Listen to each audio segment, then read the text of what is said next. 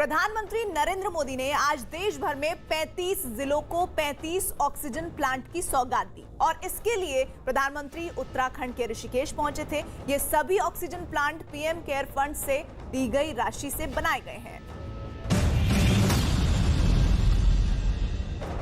सत्ता में अपने 2 दशक पूरे करने के मौके पर प्रधानमंत्री नरेंद्र मोदी देवभूमि उत्तराखंड पहुंचे।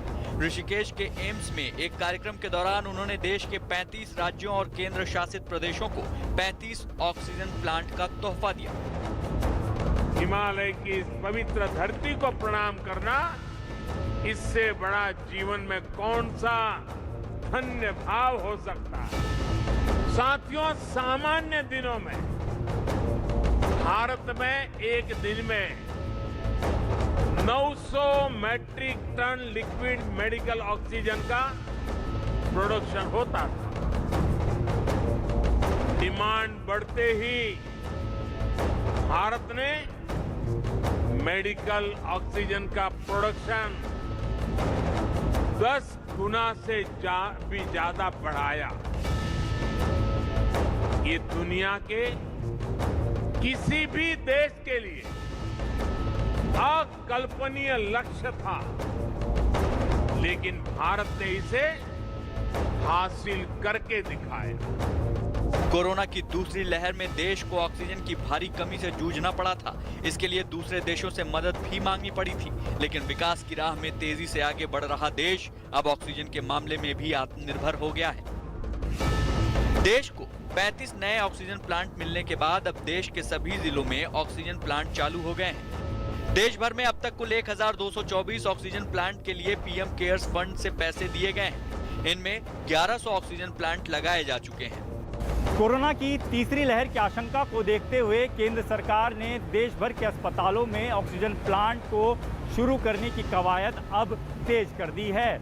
ऐसे में इसके लिए जो समय और मौका चुना गया उसे काफ़ी अहम माना जा रहा है। मौका था नरेंद्र मोदी के सत्ता में 20 साल पूरा होने का, जबकि जगह थी देवभूमि उत्तराखंड।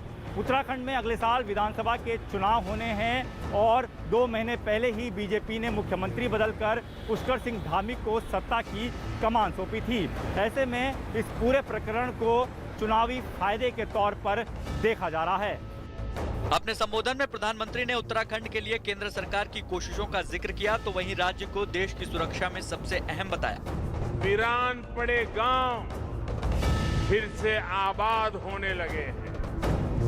कोरोना काल में मेरी यहाँ के अनेक युवाओं से, किसानों से कई बार बातचीत हुई है, जब वो बताते हैं कि उनके घर सड़क पहुंच चुकी है। ये हमारी ही सरकार है जिसने 1 रैंक 1 पेंशन को लागू करके अपनी फौजी भाइयों की 40 साल पुरानी मांग पूरी की। 2019 में जल जीवन मिशन शुरू होने से पहले उत्तराखंड के सिर्फ 1,30,000 घरों में ही नल से जल पहुंचता था। 1,30,000 घरों में। आज उत्तराखंड के 7,10,000 से ज्यादा घरों में नल से जल पहुंचने लगा है। पीएम मोदी ने ऋषिकेश में एम्स के ऑक्सीजन प्लांट का जायजा भी लिया और वैक्सीनेशन अभियान का जिक्र करते हुए जल्द ही 100 करोड़ लोगों का वैक्सीनेशन पूरा होने की उम्मीद जताई।